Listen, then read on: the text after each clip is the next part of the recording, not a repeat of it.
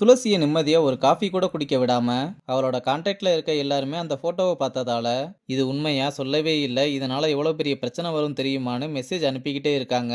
இதனால துளசியுமே ரொம்ப அப்செட் ஆகுறா. இங்க ரங்கே நம்ம பசங்க கிட்ட பாய்ஸ் டீமுக்கு புது கோச் கிடைக்கிற வரை நான் தான் கோச்சா இருக்க போறேன்னு சொல்றான். ஆனா பசங்க எல்லாரும் ரங்கனே பர்மனன்ட் கோச்சா இருக்கணும்னு ஆசைப்படுறாங்க. ரங்கனும் ஒரே நேரத்துல ரெண்டு டீமை மேனேஜ் பண்ண முடியாதுன்னு அதுல இருக்க பிரச்சனையை சொல்லி பசங்களுக்கு புரிய வைக்கிறான். அப்புறம் பசங்களுக்கு ஃபோக்கஸ் ப்ராக்டிஸ் கொடுக்கறதுக்காக எல்லாரையுமே லைன்ல நிக்க சொல்லிட்டு என்ன கலர் சொல்றானோ அந்த கலர் கோனை டச் பண்ணிட்டு வந்து கேட்ச் பிடிக்கணும்னு சொல்றான். அவன் ஓடி வந்து ஒன் பிச் கேட்ச் பிடிச்சதும் எப்படியும் பனிஷ்மெண்டா நடராஜ மாதிரி ஓட விடுவாங்கன்னு ரன்னிங் ஸ்டார்ட் பண்ண அவனை கூப்பிட்டு அதெல்லாம் ஒண்ணு வேணா நெக்ஸ்ட் கேட்ச ஒழுங்கா பிடின்னு அனுப்பிவிட்டு எல்லாருக்குமே ட்ரைனிங் கொடுக்குறான். நம்ம பசங்களும் எவ்வளவு கூலா இருக்காரு, இவரே நம்மளுக்கு பர்மனன்ட் கோச் ஆனா நல்லா இருக்கும்னு சொல்லிக்கிட்டு இருக்கானுங்க. அப்புறம் ட்ரைனிங் முடிஞ்சதும் வீராவை மட்டும் தனியா கூப்பிட்டு அப்ப ஏதோ ஒரு டவுட் கேட்டேல என்னன்னு கேட்க, எப்ப சார் நம்ம வேர்ல்டு கப் ஆட போறோம்னு கேட்டதும் ஒரு நிமிஷம் இப்படி வான்னு கூப்பிட்டு கிரீஸ் டப்பாவை எப்படி உதைச்சேன்ற மாதிரி ஒரு உதைக்கிறான். அப்புறம் துளசி வேலையில இருக்கும்போது எல்லாம் ஓகேவான்னு மெசேஜ் பண்ண அவளும் எல்லாம் ஓகே தான்னு ரிப்ளை பண்றா. ஆனா ரங்கம் ஏதோ தப்பா இருக்குன்னு புரிஞ்சுக்கிட்டு நீ ஃப்ரீயா இருக்கும்போது கால் பண்ணுன்னு சொல்றான். கொஞ்ச நேரம் கழிச்சு ருக்மணி வந்து ரங்கம் கிட்ட போட்டோவை காமிக்க அதை பார்த்து சாக்காகி உங்களுக்கு யார் மேம் அனுப்புனதுன்னு கேட்டா ஒருத்தர் இல்ல நிறைய பேர் அனுப்பியிருக்காங்கன்னு காமிச்சிட்டு கொஞ்சம் பார்த்து இருந்துக்கோன்னு அட்வைஸ் பண்ணிட்டு போறாங்க. ரங்கனுக்கும் என்ன பண்றதுன்னு சுத்தமா ஐடியாவே இல்லாம இருக்கான். அங்க கட் பண்ணா நைட்டு மணி டேட்டுக்கு ரெடி ஆகிட்டு தங்கங்கிட்ட எப்படி இருக்கேன்னு கேக்குறான். தங்கமும் மனசுக்குள்ள வழிய வச்சுக்கிட்டு வெளியே சிரிக்கிறா. ரிஷியும் சும்மா இல்லாம இப்படிலாம் வந்தா தங்கத்துக்கு மட்டும் இல்ல எந்த பொண்ணுக்கா இருந்தாலும் உன்னை பிடிக்கும்னு ஏத்தி விட்டுக்கிட்டு இருக்கான். சரி டைம் ஆச்சுன்னு நம்ம பசங்களும் கிளம்பி இந்த பக்கம் வந்து எல்லாருமே வழி அனுப்பிவிட தங்கங்குருக்க வந்து டேய் போறதுக்கு முன்னாடி நல்லா யோசிச்சுக்கோன்னு சொன்னா இதுல யோசிக்கிறதுக்கு என்ன இருக்கு, நல்ல நேரம் முடியறதுக்குள்ள போடான்னு எல்லாரும் சேர்ந்து அனுப்பி விடுறாங்க.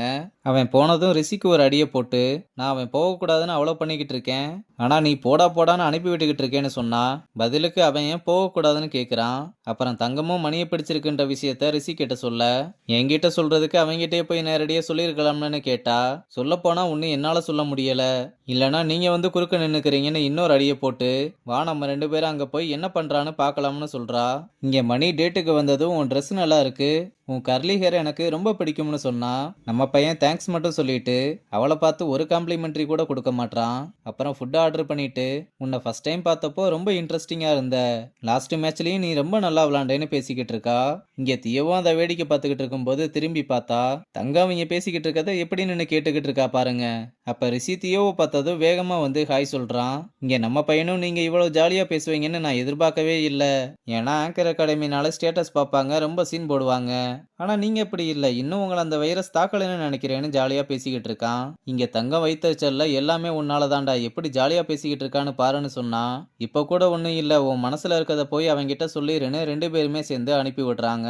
அப்ப நம்ம மாப்பிள்ள பசங்களோட வந்து உன் ஸ்டேட்டஸ்க்கு எங்க அகாடமி பொண்ணு கேக்குதா, வேட்டை எடுத்து 4 சுத்து சுத்துனா பெரிய ஹீரோ ஆயிருவேன்னு கேட்டா நம்ம பையலும் நாங்க டேட் பண்றதுல எங்க ரெண்டு பேத்துக்கும் எந்த பிரச்சனையும் இல்ல, அப்ப மூணாவது மனுஷங்களுக்கு என்னடா வேலைன்னு கேட்டதும் உடனே ஒரு அடியை போட்டு யாரடா மூணாவது மனுஷன்னு கேட்க இதெல்லாம் பார்த்து தியோ வேகமா மாத்தையனுக்கு கால் பண்ணி விஷயத்த சொல்றா.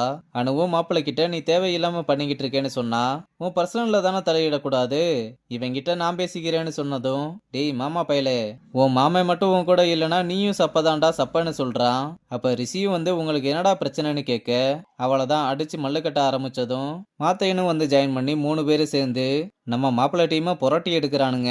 அப்புறம் அவங்கள அடிச்சு விரட்டினதும் ஃபைட்டுக்கு வந்து கம்பெனி கொடுத்ததுக்கு மாத்தையனுக்கு தேங்க்ஸ் சொல்லிட்டு நீங்க ரெண்டு பேரும் எதுக்கடா இங்க வந்தீங்கன்னு கேட்டா தங்கம் தான் வர சொன்னான்னு ரிஷி கோர்த்து விட்டுறான். சரி நீ ஏன் வந்தேன்னு கேட்டா பதில சொல்லாம மென்னு முழுங்கிக்கிட்டு இருக்க, நீ அணு கூட டேட் வந்தது அவளுக்கு பொசசிவ் ஆயிருக்குன்னு சொன்னதும் சீனியர் இருங்க நானே சொல்றேன்னு மறுபடியும் ஜவ்வாய் இழுக்க 3 பேரும் சேர்ந்து கோரஸா அவ உன்னை லவ் பண்றலாம்டான்னு சொல்றாங்க.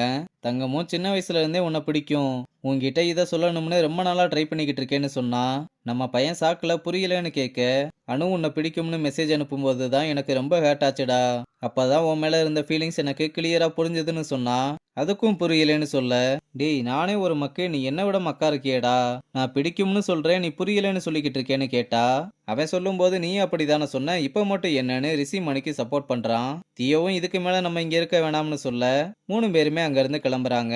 தங்கமும் மெதுவா வந்து மணியோட கையை பிடிச்சு அவனை கூப்பிட்டு போறா. ஒரு வழியா இந்த சீரிஸோட ஃபர்ஸ்ட் லவ் லாஸ்ட் லவ்வா ஒன்னு சேர்ந்துட்டாங்க. இதோட இந்த எபிசோடையுமே முடிச்சிருக்காங்க.